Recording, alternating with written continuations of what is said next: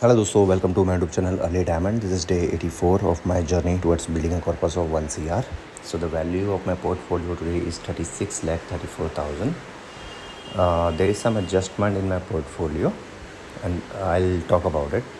उससे पहले मैं बताता हूँ कि 14,000 का गेन हुआ है in the last trading day. So let's see कि ये 14,000 कहाँ से आया है.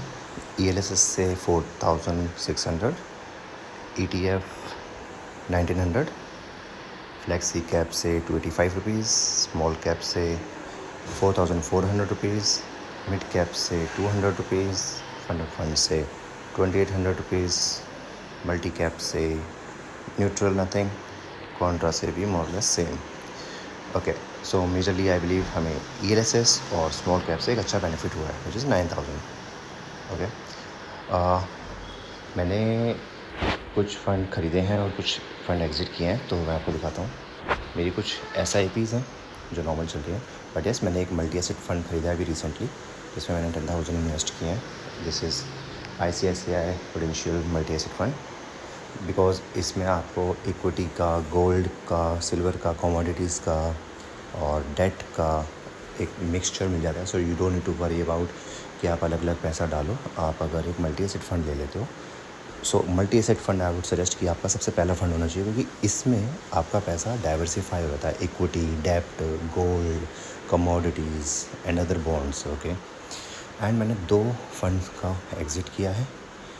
One is Bandhan Nifty alpha 50 fund and another one is Jio black rock Nifty small cap 250.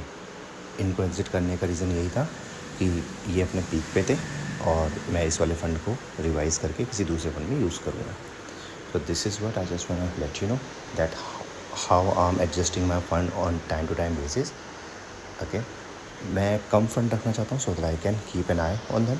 अभी एट प्रेजेंट मेरे पास 30 फंड्स हैं, सो आई टारगेट कि मैं इनको जितना स्क्वीज़ कर सकूँ ताकि ये उतना आसान होंगे ट्रैक करने में. ओके, सो या same message I will convey.